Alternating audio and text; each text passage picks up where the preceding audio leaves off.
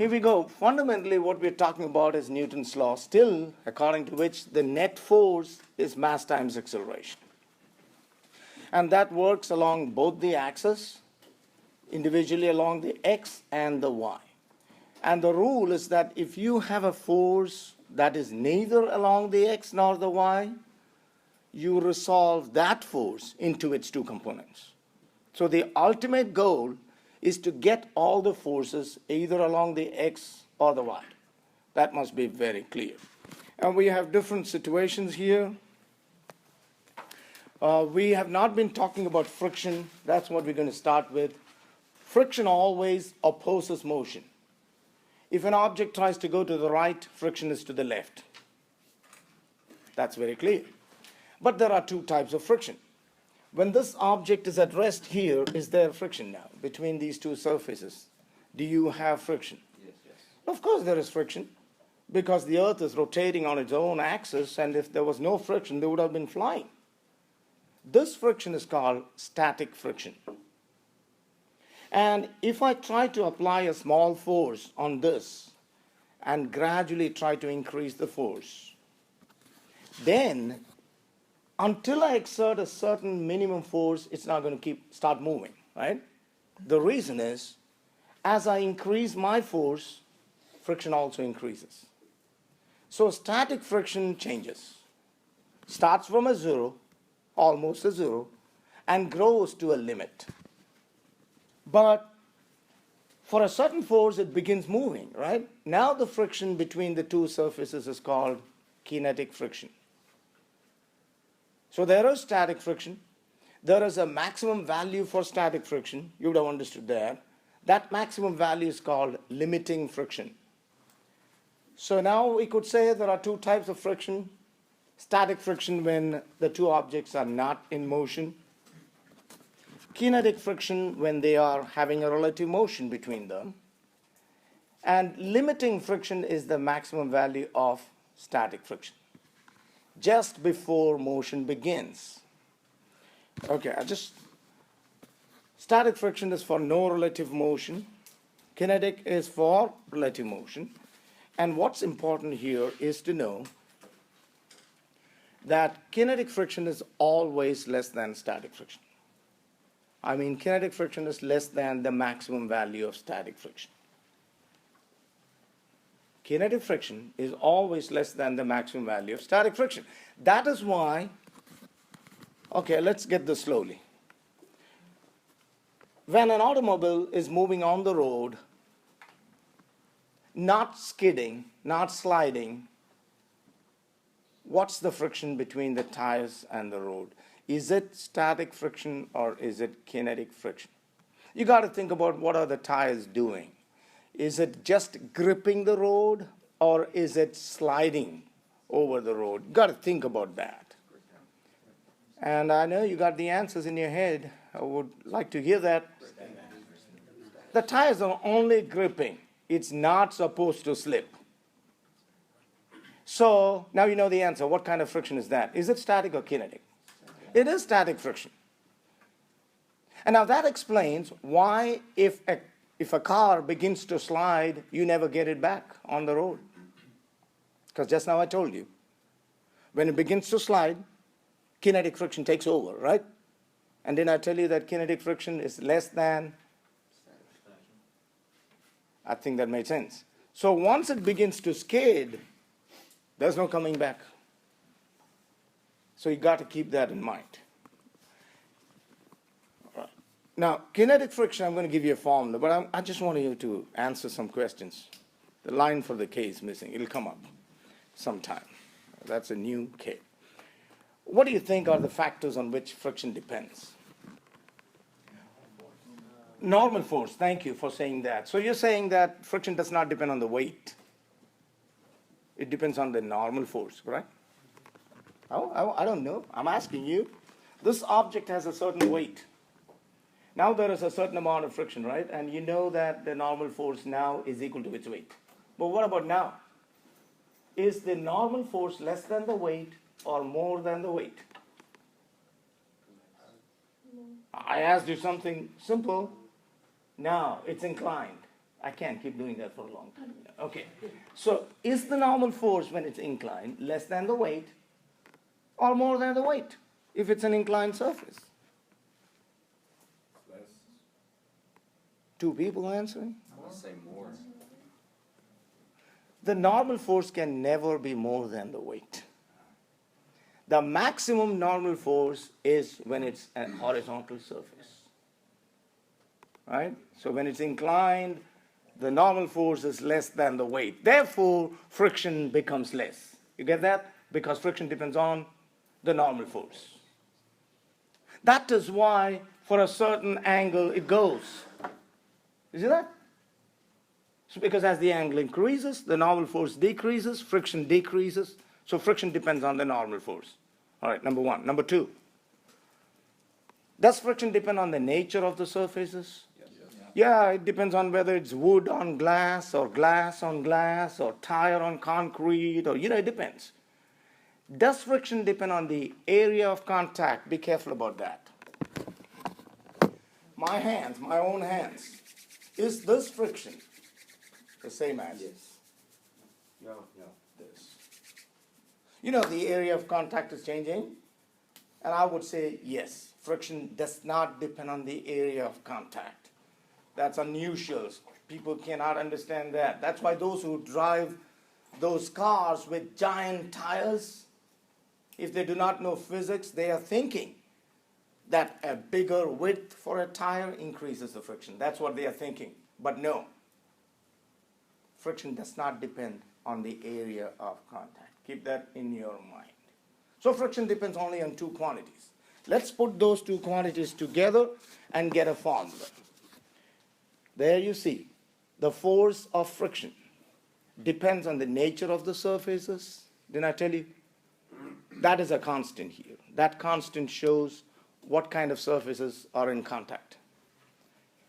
That's a Greek letter mu. It's called the coefficient of kinetic friction in this case, and Fn is, of course, the normal force. Right? Depends only on two things, not on the area. And I've given you two numbers just so you know. Rubber on dry concrete, the coefficient of friction is 1. But if it rains,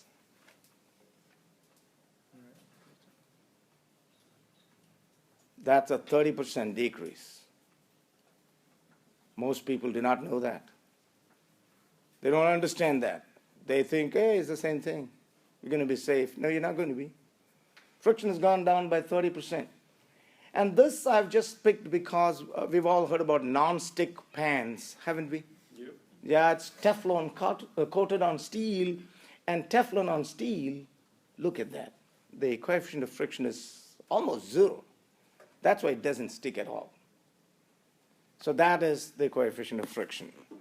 Okay, when you come to static friction, you have similar formulas, but I wanted you to notice this, and I already explained this. On the x-axis, you have the applied force. Remember what I said? You keep increasing the force. What happens to the static friction? What happens to the static friction? It increases. Okay, so the static friction increases, becomes a maximum, and I told you that is called the limiting friction, didn't I? And just when motion begins, you see that friction drops. And then it stays the same, independent of the speed at which you're moving. So it's very clear that kinetic friction is less than the maximum value of static friction. Very clear. And once again, I've repeated those, but now you see the numbers are different. Can you explain why? Now, you see, because last one you saw rubber on concrete, I think it was 1. And now you have rubber on concrete. Rubber itself is very interesting. Did you know that the scientist who found out, have you seen how rubber is taken from trees? You've not. I grew up in a place where it's the sap of trees. You know, I don't want this to go out. Is circular motion. Objects moving in a circular path. All right, before I say that, does anybody remember Newton's first law of motion? Newton's first, even if you cannot give me the statement, can you give me the idea behind Newton's first law of motion? Objects at rest will stay at rest, and objects in motion, no, not enough. Good, you added one more. Objects in motion at a constant velocity, moving in a straight line. Because when you say constant velocity, you're saying the direction must not change, isn't it? Is velocity a scalar or vector? It's a vector. Listen carefully now. So we're saying that if an object moves at a constant rate in one particular direction, no force acts on it. Are you with me? So when an object is moving in a circle or circular path, that's continuously moving away from a straight line path, isn't it? So logic must tell you that there must be a continuous force acting on it, taking it away from the straight line path, because it's constantly changing direction, isn't it? That force is called the centripetal force. The word centri means center. P-E-T-A-L, petal, means towards. So centripetal force means the force acting towards the center of a circle. Is it constantly acting on an object moving around in a circular path? Yes. Will it act on an object that is moving around part of a circle? Yes.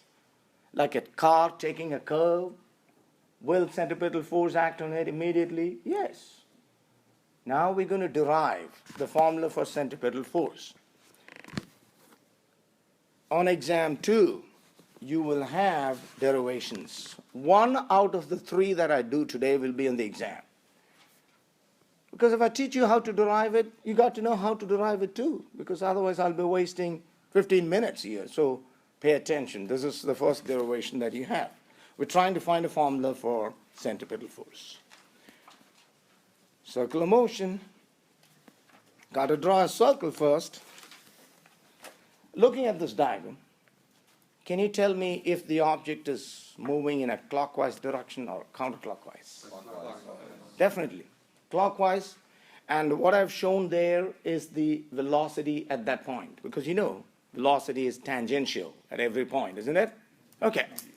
Now, just an instant later, I'm going to try to show its velocity, and that is the velocity, tangent drawn at that point, right? Let me ask you this. Has the magnitude of the velocity changed? Look at the length of the arrows. Has it changed? No. I'm moving something, or we are imagining something moving with a constant velocity in magnitude. Has its direction changed? No. Has the direction of the velocity changed? Yes, because on top it's going this way, here it's going down. You see that? But you said that it was going clockwise. We're not looking at the clockwise now. We're looking at the instantaneous velocity, the velocity at that instant. Like if this was going to the east, this is going to the southeast. Right? So the direction is changing. If the direction is changing, is there an acceleration? There is. Yes. Is there an acceleration? Come on. Yeah, there is. So we're going to find the acceleration. How do you find the acceleration? What's the definition for acceleration? Change in velocity divided by time, right? How do you find the difference between these two vectors? I'm going to show you how. We know how to add two vectors, don't we? How do we add? Take one, fit it to the end of the other, and join them, right? We're going to do the same thing. That's the center of the circle. The points are A, C, B should come up anytime.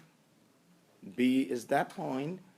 All right, the velocity, V1, V2, both vectors. And I want to find the difference between them. And you know what I did just now. I've just translated this. I've drawn it here. And V2, same thing. Do you see that it's parallel, right? So I've drawn it there. Now, if you look at this figure clearly, you know if this is V1, this is V2. Can anybody tell me what this is? That's the, You really have to be careful. What is it? hang on. I have one there. I have the other here. And Resultant. Is it the resultant? Yes. V1, V2. Is this the result? I'm asking. Come on. I just proved that what you see here is what? Is the change in velocity. Take a look at that. Isn't it towards the center of the circle? Come on now, isn't this the direction towards the center of the circle? Isn't that parallel to that? Wow, so the change in velocity is towards the center of the circle. You see that? That's why we say that the acceleration is towards the center. Hopefully you got it. I want my students to really understand what's going on. Okay, you see the direction? Now, how do you define acceleration? Acceleration is the change in velocity divided by? Okay, so what time are we talking about? We're talking about the time it takes for the object to go from A to B. So we're going to get it right now. If we find the change in velocity divided by the time, you get the formula. Let's move on. That's V1. That is V2. Like I told you, this is going to be the change in velocity, and I've explained that. Okay, I want you to, have you heard of similar triangles? Similar triangles? Yes. If you prove that two triangles are similar, then the ratio of their sides will be equal, isn't it? I'm going to show you two similar triangles. Let me draw the triangle right there at the center of the left one. Yeah, that is the change in velocity. Getting that triangle there. Obviously, those two are the radius of the circle, isn't it? Radius of the circle, and A to B. Remember that the points A and B are so close to each other. All right? That is highly exaggerated. So can I assume that it's a straight line? If it's so close? If A and B are very close to each other, yes, I can take it as a straight line. Therefore, the displacement, well, that angle is theta, delta theta. Here it's again delta theta. Acceleration is, or look at the similar triangles. Do you see two triangles here? I see it. One is on this side. The other triangle, when I draw the line, it's going to come up, that line. You have two similar triangles, and the ratios, there it comes. That is the change. That's the displacement. So stop. Take a look. Delta V by either this or this. It doesn't matter because the magnitudes are the same, isn't it? That's what I have called, I didn't want to call it V1 and V2 because both are equal in magnitude. Are you listening?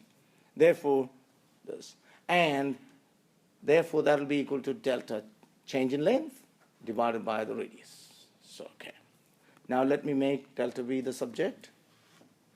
Just take this to the other side, and then acceleration is, all right, that's called the radial acceleration. That's why you have AR, because isn't it along the radius? So centripetal acceleration is also called radial acceleration. I know in calculus you have defined it. How? Limit.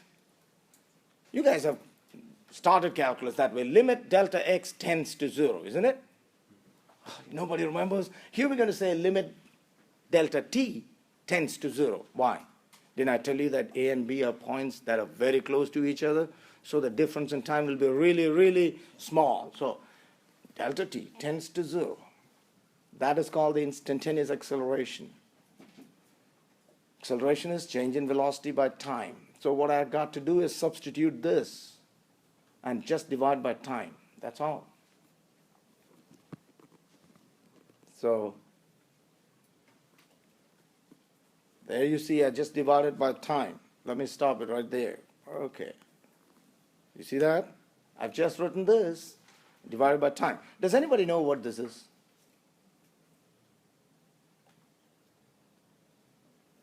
How long are you going to take? I mean, what? Thanks. That's velocity. Displacement by time is velocity, so I got my formula right there. So it's V by R times, again, velocity, so it's going to be V squared by R. That's the formula for centripetal acceleration. So centripetal acceleration is V squared divided by the radius. I'm explaining because limit delta t tends to 0, delta L by delta t is velocity. All right, last point there. If that is the centripetal acceleration, what's the centripetal force? How do you get force from acceleration? Multiply by the mass. So what's the formula for centripetal force?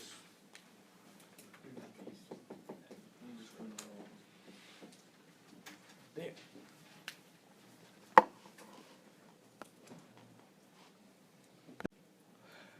The earth is going around the sun. I hope you believe that. What is the centripetal force that keeps the earth going around the sun in almost a circular path? We know it's not perfectly circular, it's elliptical, right? But, well, what is that force called?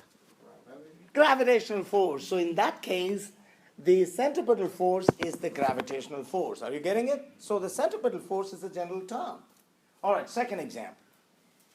You have a string in your hand, and at the end of the string you have a stone tied. You have nothing else to do, so what you do is just rotate it in a circle. Right? So the stone is moving in a circular path. Question: what is the centripetal force in this case that makes the object move around in a circle? The string. What is the force? That force is acting through the string, correct? Oh, the centripetal force. What is that centripetal force? What do we call it? It's, and I know the question is vague. We call it the tension in the string. Wouldn't there be a tension in the string? Come on now. Okay, third example. Well, yeah, but wouldn't it be you doing the? I mean, No, it's let's not gonna. It's not gonna just do it by itself. no. Let there be a machine. We're not talking about what's making it move. We're talking about what's keeping it in the circle. What's keeping it go around in the circle? Oh, we have to have an external force to make it move. But what is keeping it go around in a circle? All right, the third example. Let's say that an automobile is going around a curved track. And let's say that the road is flat. It's not banked. You know the meaning of banking now, okay? We had this question. So let's say that the engineer did not pass out with a good grade. Well, he would not have become an engineer. Anyway, it's flat. He didn't bank it. It's flat. Is there any chance for that car to go around that curved path if the driver is sensible and driving not too fast? Yes. I tried to set it up so you could think. The driver knows there's no banking, he sees the curve, slows down. Is there any chance for the guy to go along the circular path? Yes. If so, what's the centripetal force? The friction. Thanks.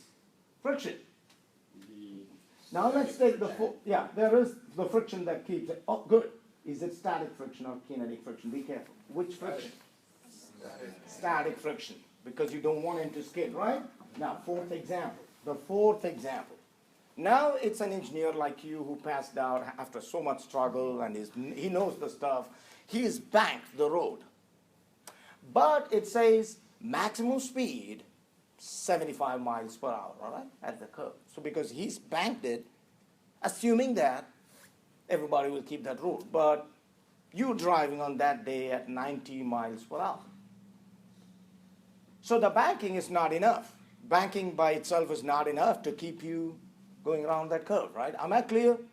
Do you have any chance? It's not been raining. 75 is the maximum speed. You're going at 90. There is banking.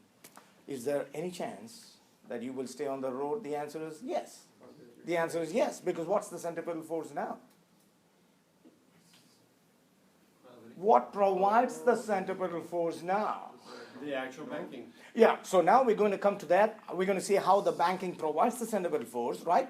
Plus, isn't there also friction? Isn't there also friction? So the banking and the friction is the centripetal force. I gave you 3 examples for centripetal force. I hope you understood. So that takes us to banking and why banking provides the centripetal force. I'll give that. All right. All right. Before that, I couldn't remember. Before that, I wanted to talk about motion of an object in a vertical circle. Then we'll come to banking, okay? Motion in a vertical circle. What I mean is, if you have that string and a stone attached and you rotate it in a vertical circle, again, you got a vertical circle. I just want to get it out of you because there are so many who are participating. If the string is not strong enough, at which point will it have a chance of breaking? Will it be at the highest point or the lowest point? Where will it have a chance of breaking? Imagine that you are rotating it, or you're trying to rotate it with a constant speed, okay? You're not increasing or decreasing. Where will it have a chance of breaking? At the highest point or lowest point? The lowest. Lowest point. And why? Because the weight is always going to act vertically down. It'll add to the centripetal force at the lowest point, but at the highest point, it's going to take away from the centripetal force. Is that clear? The reason, weight always acts vertically down. All right, so that's what I'm trying to show. Look at the 2 points, at the lowest point and the highest point. Okay. At the highest point, the tension in the string, Ft1, and the weight, both are towards the center. Is that clear? Right? But at the lowest point, the tension in the string is towards the center, but the weight is down, because weight is always vertically down. And surely the tensions are not the same. So that's why it's Ft1 and Ft2. So can you give me an equation at A? Can you write an equation for centripetal force? Rather than copying, I want you to write it. At A, at the point A, which is the highest point, can you write an equation for centripetal force? Can you tell me what is the centripetal force?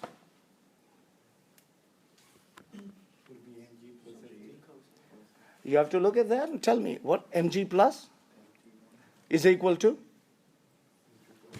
Thanks, correct. That's all. That's all. Because both are in the same direction, add them.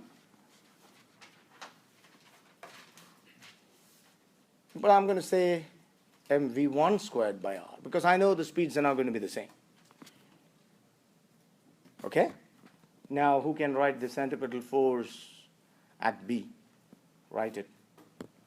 At B, you see Ft1 up, mg down, so everybody should be able to, what are you going to say? Ft2 minus mg. So what's the need of cramming anything in physics? Right. Ft at B. At B and at A. Yeah. So Ft2 minus mg is this. Agreed? So I have a question. What if it was like in the middle? We'll come to that. Good question. Very good question. We'll come to that. We're only looking at the top and the bottom points now, right? It's a very good question. All right. Listen now. If I continuously decrease the speed, wouldn't there be a minimum speed at which it would not be able to make a circular path?